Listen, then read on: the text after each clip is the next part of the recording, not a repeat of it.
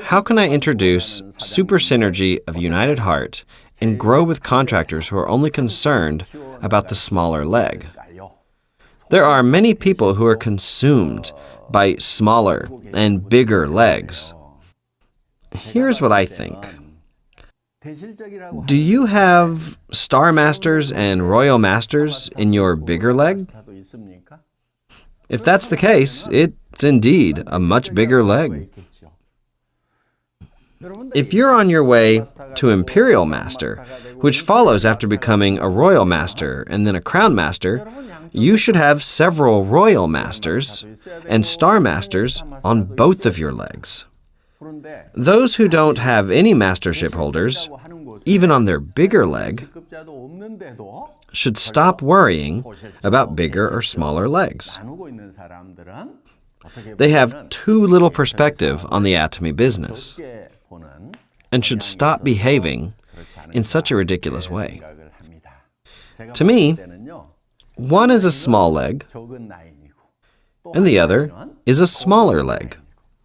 They are both small legs. That's the way you need to be thinking about this.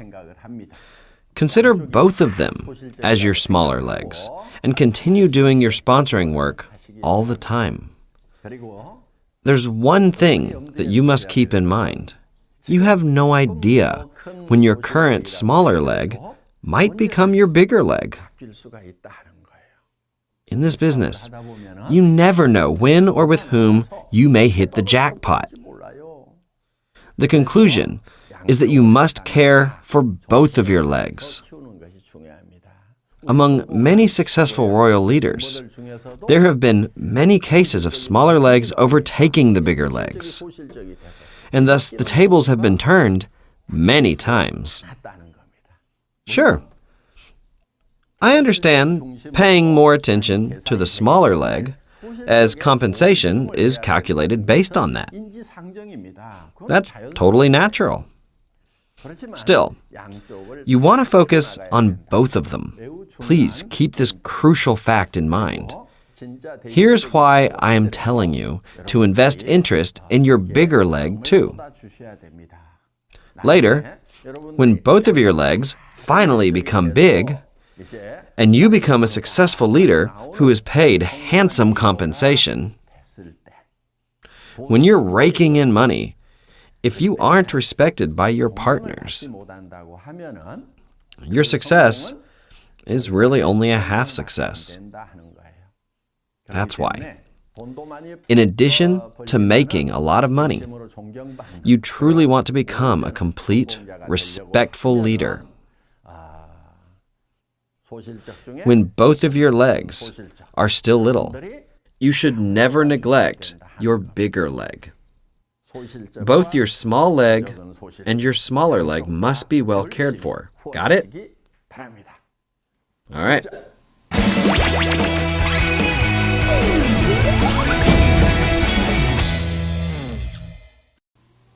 Next question.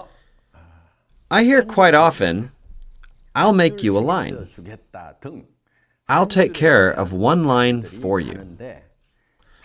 What is the right way of doing a binary business and maintaining your organization? Well, what a good question this one is. I think I'll have to draw on the chalkboard to give you a concrete explanation. The best way to expand your business. I believe that there's no such thing as a sure thing. I'll share with you what's been talked about frequently. It's something like this. I heard there's such a thing as a sponsor line. The sponsor line is also called the original line, which will be totally taken care of by the sponsor. Therefore, all you need to do is look after the B line,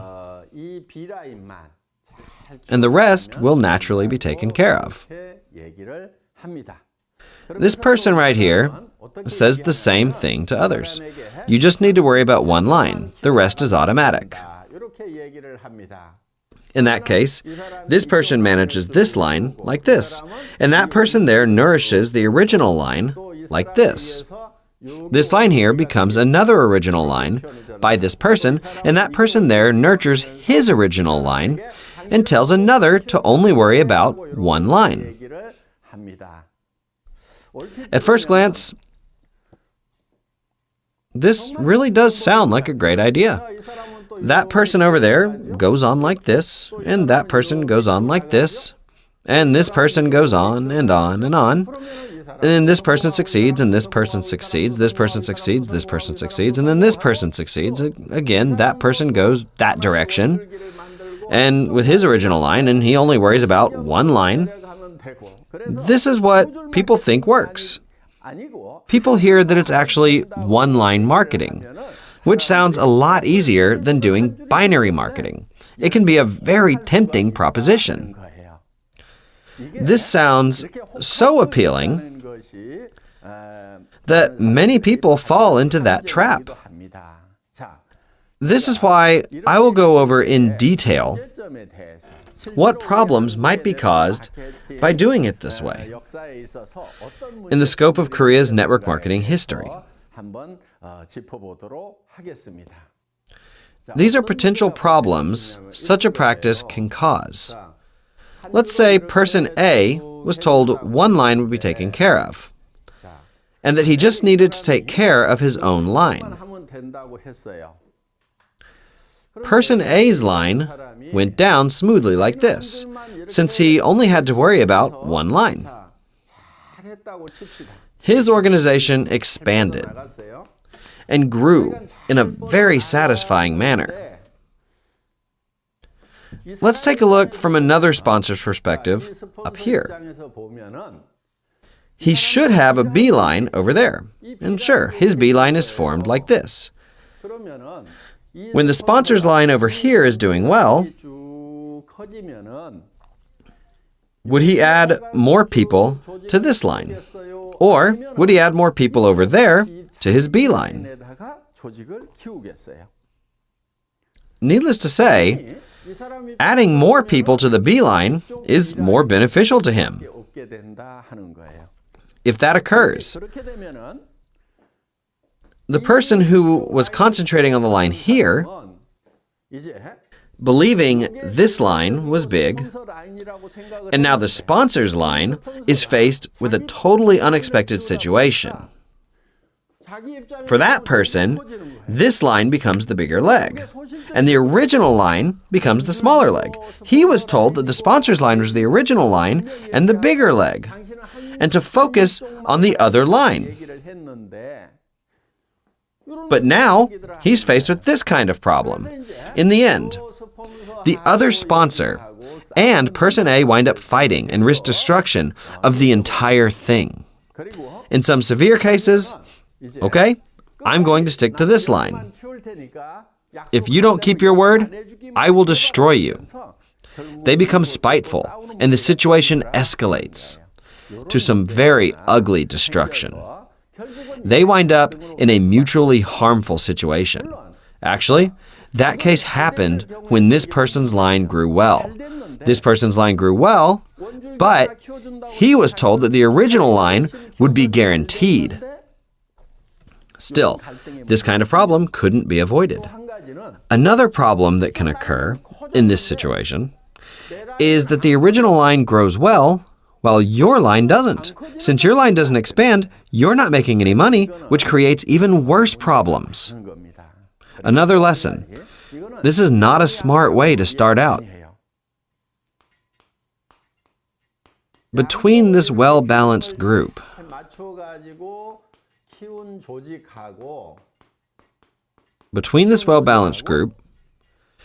and this lopsided group over here,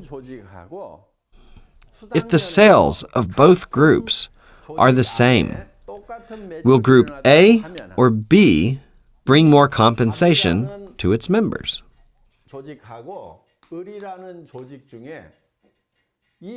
Members of Group A or members of Group B? Naturally, the members of Group B. And I'll tell you why. This person gets no compensation here. No compensation for this person, this person. There are many people who collect no compensation here. In the meantime, this person is compensated and this person and so on. And there are a lot more people who get compensation. The total sum of members' compensation is greater in this group, so they can grow, prosper together, and energize each other in the long run. In the meantime, this organization will not be able to weather the times because the members cannot reap what they sow. As you can see, doing business this way is inherently inefficient, and relying on one line as the main line is not very desirable. Rather, when a sponsor and a partner gather their hearts and efforts together to foster a balanced organization, things will go much more smoothly. Another noteworthy thing to remember in this case is that some people erroneously believe that they must fill up these empty spaces and link up the lines to make it look like a complete matrix. That's another common way to completely screw this up. In other words, you would frame your structure uniformly and number each spot, 1, 2, 3, 4, 5, 6, and 7. The sponsor would place newcomers in designated spots upon their entry order. This is another really dumb method of doing business. It's just really not that smart. Yeah, and it's bound for failure as well. You want to expand your organization in a balanced way. Like a tree, sprouting branches. You should let it grow in a natural way. Don't force yourself to fill every single line or try to make it into a perfect matrix. There's no need for that. None of these two methods are effective. As a part of developing your organization, you must have 2 lower masters on both of your legs. That's really the smartest way to go about this.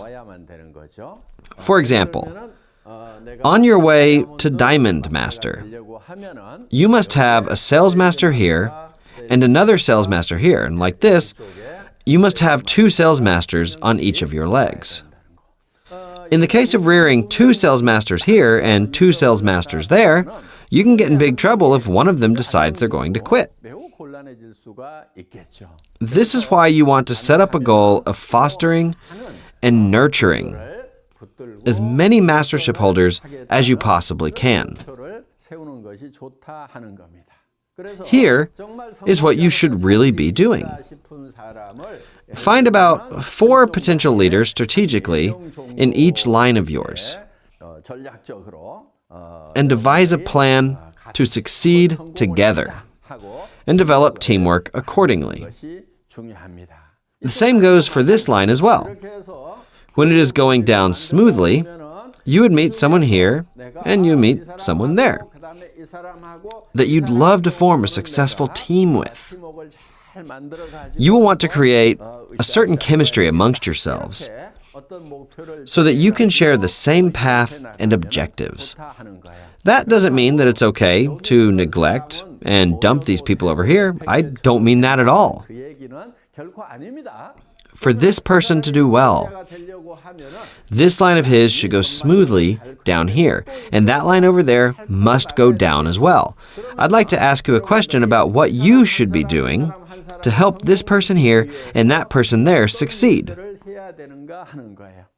You should be overseeing the entire network in a comprehensive way to make this go round.